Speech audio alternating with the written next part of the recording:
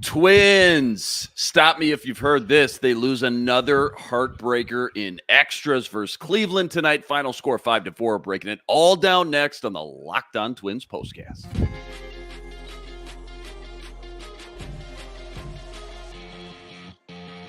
You are Locked On Twins postcast, part of Locked On Minnesota on the Locked On Podcast Network. Your team every day.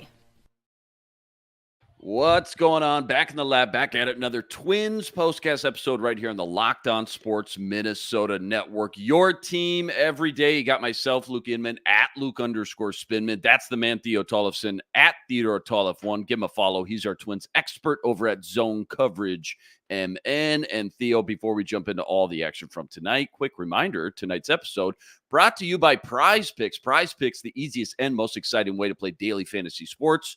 Go to prizepicks.com/LockedOnMLB. Use code all lowercase LockedOnMLB for $50 instantly with any $5 wager. Okay, game 3 versus Cleveland. Hanging on to that 6 seed by a thread. You got Bailey Ober on the mound. He was absolutely fantastic. 7 innings of work, 4 hits, 2 earned runs, both, by the way, which were solo shots by Josh Naylor. 12 Ks, though, and 0 walks on 101 pitches. They pull him in the 8th. Louis Varland, 1 inning of scoreless work. Duran in the 9th, 1 inning of scoreless work. So we go to extras because, of course we would. Twins get the bases juiced. And when you need a big hit in a big-time moment, that is what we've all been waiting for from Carlos Correa. 2 RBI base hit. That puts him up 4-2. And that should be enough to win, right? Well, Ronnie Henriquez comes in for Duran. And don't blink. Don't go to the bathroom because 2 quick hits just like that. Bang, bang. Tied right back up at 4s. 2 batters later, Cleveland gets the game-winning hit. It's just another backbreaker here, Theo. Another gut punch. I cannot imagine what is going on inside that clubhouse right now. You lose another game this series you should have won, especially when you need it the most. Just your biggest takeaways, kind of your 8 topics from tonight's meltdown. I think that's the perfect word for all this is the meltdown because it's everything that can go wrong continues to go wrong, and their bullpen was light here tonight. So, of course, Varland was going to come in. Duran is now going to be unavailable tomorrow since he threw 30 pitches the night before. So it was going to be fumes. They used them at the right time. I can't disagree with that, but it's just, you get to these leads, and they had bigger opportunities to score, but, you take what you can get that 4-2 lead going into the bottom of the 10th, but with this extra runner on second rule, it was going to probably play to their disadvantage, and that's exactly what happened. They were teeing off on Ronnie Henriquez, and everything was just going wrong, and it's just such a disappointment to just see this, 2 out of 3 nights in a row where you have a lead late, you're holding on by a thread, and then everything just falls apart. Let's just say this team doesn't make the playoffs. I'm jumping ahead, but which one are you blaming first? I'll give you 4 options. Are you blaming the front office for not doing their part, the manager, Rocco Baldelli, for some rough late game decisions, to put it lightly, the pitching collapse we've seen the last few weeks, or the anemic hitting? Where's your blame go, top to bottom, 1 through 4? Well, I'm not blaming Rocco because he's working with the cards he's been dealt with, and That's that true. falls more on the front office and the budgetary restraints that the poll heads have put on them. So we can just go there with things. But, in terms of play, I think I was talking to you about this the other night, or someone else. If it really comes to them missing out on the postseason, like what I'm going to put it on is Joe Ryan's injury. And that's no fault of his own, but that was just like where the pendulum swung from. This is a locked team to get in. Even if it's, in the wild card, maybe the division.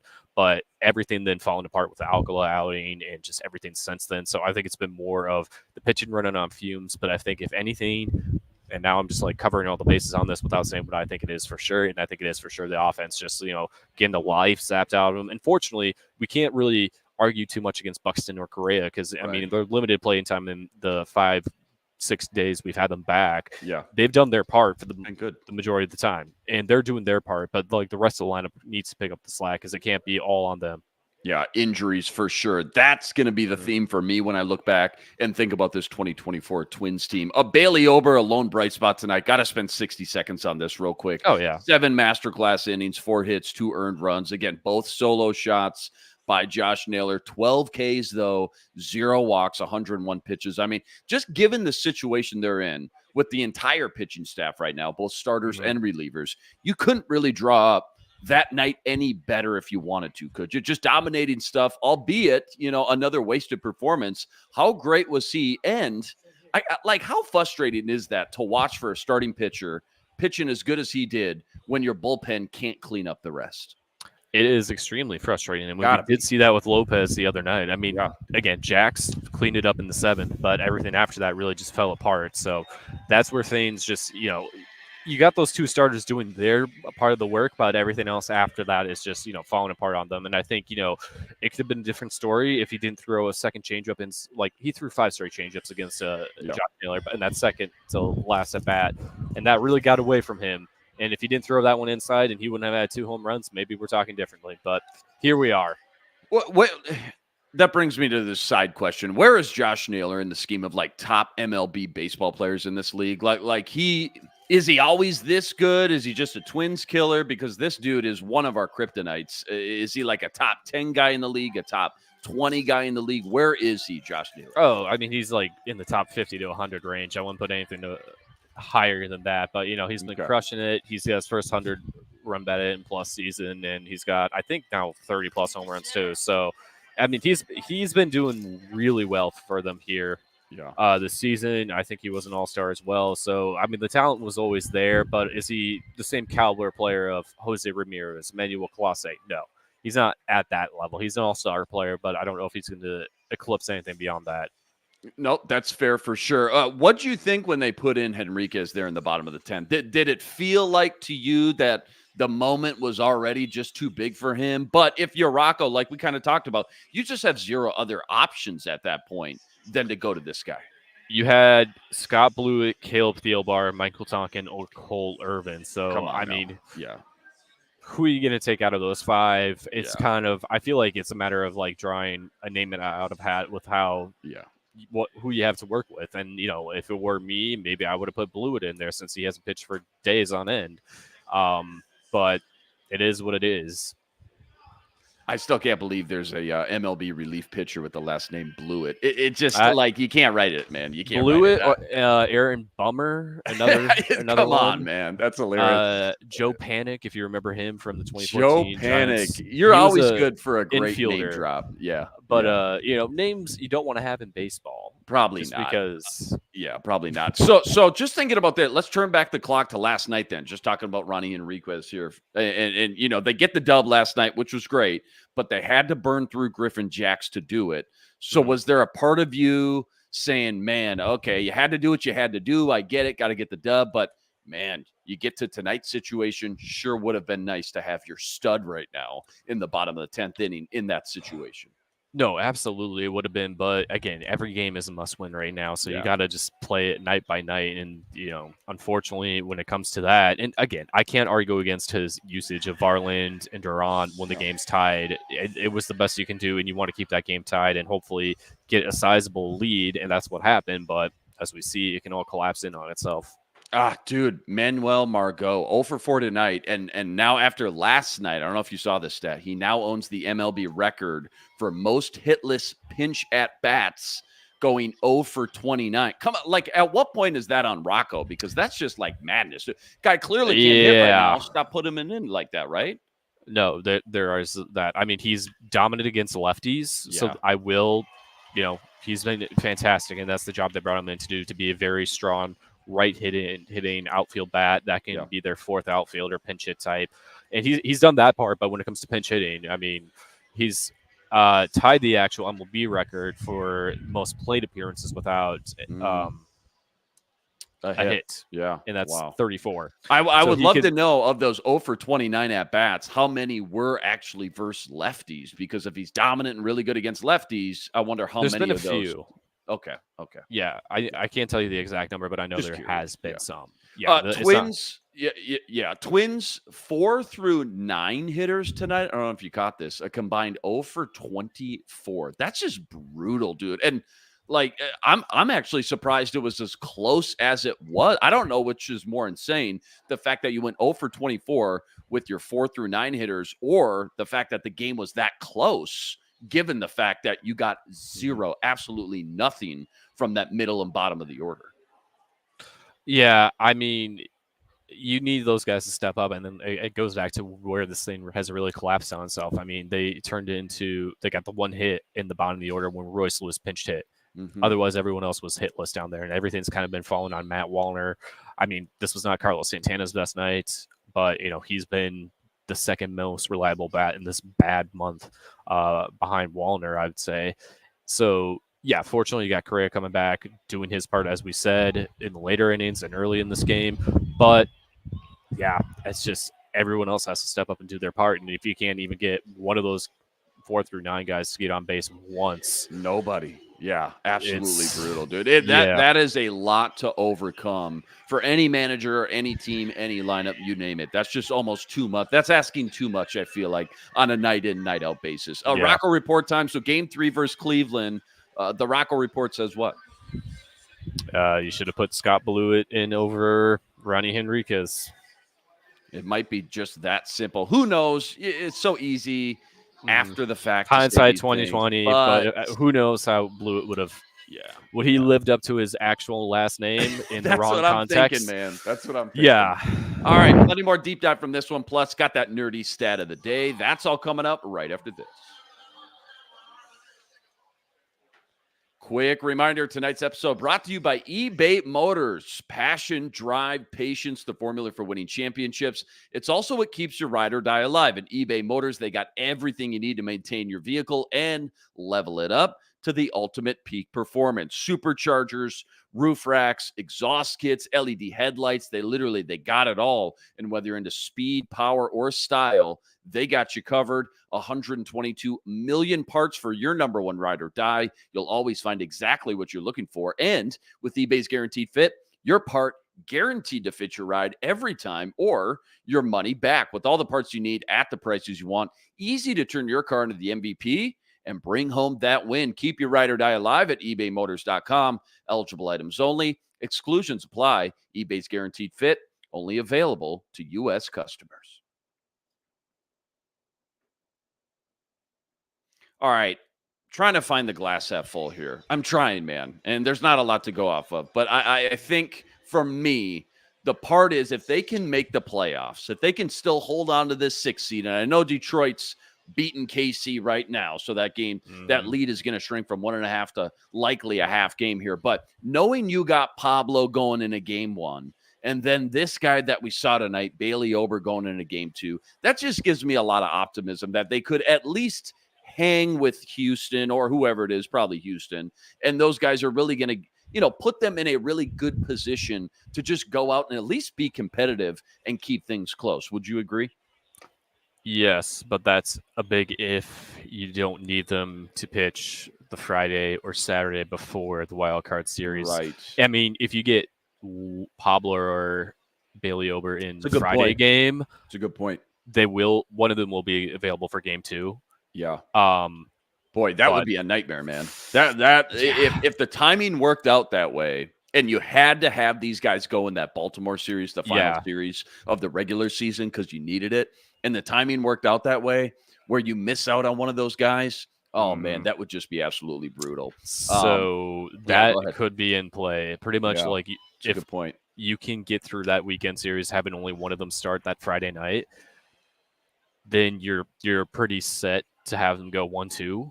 Yeah. But again, this is where like the timing of Joe Ryan's injury is just such a downfall. Just and no room for error. Like so many things need to all go right. All the stars need to align to not only get in the playoffs, but actually have a shot at competing versus a team like Houston on the road. So again, the one easy series left on paper is against Miami before the second to last series. But the Red Sox are really cold right now. They have been losing a lot of games of the late, so you hope you're catching them at the right time to hopefully take 2 out of 3.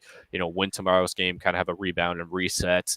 On that off day, that last off day, and hopefully you can line that rotation up to where ideally, if you can make it work, you have Pablo face his old team the Marlins that Thursday, and then Ober pitched that Friday. So they're set and ready, and hopefully you can use Cole Irvin in there too to give your, maybe have a piggyback start between Woods Richardson and Matthews, or Festa and Matthews, like a combination of one of those, two of those three to like do something like that. And that's hopefully what Cole Irvin can provide, and maybe a start against the Red Sox or Marlins here. So yeah, that's what we're looking at, and it's just grim. It's very grim, and if they don't, I think this is going to be a much worse collapse than we've seen from like the 2015 team that came out of nowhere and like that they overachieved in 2015, so that was like a nice surprise. And the next season they were the bigger letdown, as they had the worst record in Major League Baseball. But I think thinking back to 2007, 2005, when they were really in this, when they had Johan and those collapses back then as a kid, I came up at the right time, being spoiled from 2002 to 2010, thinking this was the norm, and the collapses, even I think Ron Gardy, just every year, man, we're in it every year, at least competitive with those guys. Obviously, Mauer, Morneau, Cuddy, all that stuff. Yeah, you grew up in that peak era, man. Oh yeah, it was a great time. Win stuff for sure. And I think will it be as that's another home run? Will it be as gut-wrenching as Game 163 against the White Sox in 2008? No, but it's probably going to be painful. It's still going to be painful. Right. So let's just say, again, all the stars do align. You get Bailey Ober, you get Pablo for games 1 and 2. And then, on top of that, Carlos Correa might be warming up. October Carlos Correa feels like he's warming up right now. All 4 RBIs for the Twins tonight. He was fantastic. Does that move the needle at all if they can, in fact, sneak into the playoffs as well? Or is it just not enough? Is it just not enough? What him and Buxton have been able to do help, like it's rejuvenating the offense a little bit. But it's only doing so much. Yeah. What happened with Royce last night, by the way? Something with his wrist. Didn't play tonight, but then he pinch hits in the 10th inning. So he's obviously like fine, but they wanted to give him the night off. Can you kind of walk us through what exactly went down and what's going on with him right now? Yeah, I think it just chipped away at him, and they wanted to give him the night off, but obviously with this game being so close, he felt well enough obviously to pinch hit later in the end. So, he looked fine tonight. Maybe they gave him a DH role tomorrow, so he's not overworking himself, and have both Buxton and Correa back in the lineup, or, Correa takes the night off, because, you need both Correa and Buxton for 2 out of 3 games in Boston. So maybe it's the day they both take off, or, you get one of them in for a DH role. We'll see. He got that infield hit in the 10th when he did the pinch hit, which was huge. But big picture, he really hasn't been great at all lately. And granted, the bar is high with this guy. He's a big name. Obviously, we know how good and how dominant he can be. But that's fair, right? Like, I think a lot of people's gripe is when you tell the media, hey, I don't go through slumps, you kind of got to back it up. So, like, in no way am I sitting here ranting saying, hey, I'm writing him off, or anybody's writing him off long term, anything like that. But I guess how much criticism and, blame do you think Royce Lewis should carry when it comes to this 5, 6, 7 week collapse they've been on? Because when they needed him the most, he definitely disappeared offensively. And I will say defensively, he really hasn't been that sharp either. Would you agree with that? I would agree with that. I don't think you can put everything on Royce's back because, this is the most he's been playing in a single season since 2019. He missed all 2021 in the minors. He had his season end at the end of May in 2022. And, last year was the same thing. He came back in June, battled injuries to get through the season. And, even with him being out the first 2 months, pretty much this year, aside from the first couple innings of the first opening day, this has been the most he's played in one season. So I think there's the reality of like what his body is able to do, how he's trying to adapt to that. And obviously he's not the same player he was the last time he played a full healthy season. And I think that's a part of it. And, I don't do slumps. I think he was, overselling himself there. And, a reality check has come in, and, the game does that to a lot of guys when they think they are at the top of it. And, the best players can have the hardest fall sometimes, and that's something that is a disappointment to see, but it's got to be a learning experience. I think he's definitely going to take away, and I think no matter how this season ends, this squad is going to have a huge chip on their shoulder. They're going to bring back as many guys as possible to just, make sure they can rebound and make 2025 even better. And they're going to have to do a lot of work this offseason to keep up with whatever the Royals do and whatever Cleveland does. Yeah, well said there. Good breakdown. And I do agree. I just want to echo baseball, more so than most sports, will humble you. Even the best elite blue chip name guys, for sure. Nerdy stat of the day. You got any crazy stat or fun analytic, Twins related? Not really. I've been here in St. Paul just like trying to keep back and forth on 2 games. So, he's working overtime. He's over at CHS Field right now, putting in the work right now. All right, don't go anywhere. I can just say Austin Martin's doing well. He's 3 for 4 tonight and had a very nice double play rundown that they caught off they stopped a double steal. They got both the guys in a rundown. So I just want to shout that out and well played by the Saints infield. But I would love right now an Austin Martin sighting back in this lineup anytime. Go ahead. I guarantee you someone in the Saints clubhouse who's on the 40-man roster will be back in the Twins clubhouse before the season's over. I cannot put words on who it will be because everything's just such up in the air right now. Anyway, commercial break. All right. Don't go anywhere. Yeah, got to talk about this playoff picture. That's all coming up right after this. Quick reminder, tonight's episode also brought to us by Prize Picks. Prize Picks, America's #1 fantasy sports app with more than 3 million members to date. For me and my money, just by far the easiest. It's the most exciting way to get in on all the action while you watch your favorite sports and you watch your favorite players. So simple. All you got to do, you pick more or less on 2 or more player stats, and you watch the winnings roll in. Baseball season, 10 games left. So whether it's strikeouts, RBIs, home runs, you name it, they got it. Take your pick on more or less, add them to your Prize Picks entry today. Plus, they now offer Apple Pay, quick and easy deposits into your account all season long. Download the Prize Picks app today. Use code LOCKEDONMLB for $50 instantly with any $5 wager. I'm just thinking about how close this Twins-Tigers whole thing is. It's probably going to come down to the wire. The fact that they don't have this one-game playoff anymore. Now, granted, Twins on the tiebreaker versus the Tigers, so that's huge. But just in general, any part of you miss those one-game playoffs? I think every Twins fan's feeling the nostalgia for 2009 Game 163 and wishing that could happen. Of course, I was there. Of course, I'm biased. I was there. I was there the night before seeing Brett Favre play against the Packers for the first time. My dad went to both. Yeah, unbelievable. My one and only NFL game. I'm never going to one again. You can't really top that. Well, unless the Vikings go to the NFC Championship game. Other story. I'm going on a tangent. So, I lost my voice screaming at both games, one at home. So of course there's the nostalgia there, but that's the downside of this current playoff format. We don't get those 163s, and I think a lot of fans love what it does for them, and their teams and the true meaning of live or die.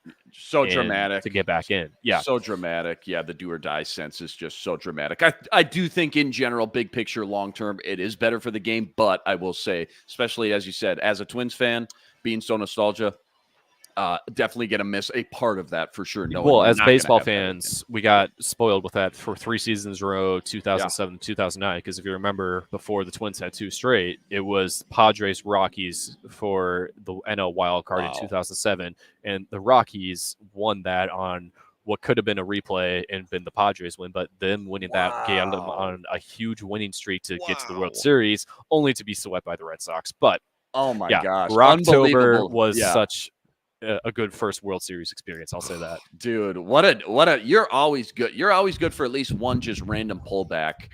You are an elite MLB mind. Speaking of MLB, anything else going on around the MLB playoff picture outside of just the Minnesota Twins right now? 10 games left. There's got to be some juicy playoff picture going on in some other division outside of the AL Central. Well, the Brewers clinched just with the Cubs losing. They were playing a day game against the Athletics. Cubs lost. Brewers automatically get the clinch. So if the Phillies beat them, they'll clinch as well tonight. So it will be weird where, you lose, but you might see both teams celebrating, which, I mean, as much as I'd rather have the Brewers win, I mean, I kind of want to just see how a ballpark's going to be. It's like, oh, you lost the game, but you still clinch and you're going to celebrate, and the other team across the field is going to celebrate as well. So, but the Yankees have a 4.5 game lead over the Orioles for the division. It looks like they're going to clinch as well if they win against the Mariners tonight, but that game's just getting underway. So, a lot to go on, and we'll go from there.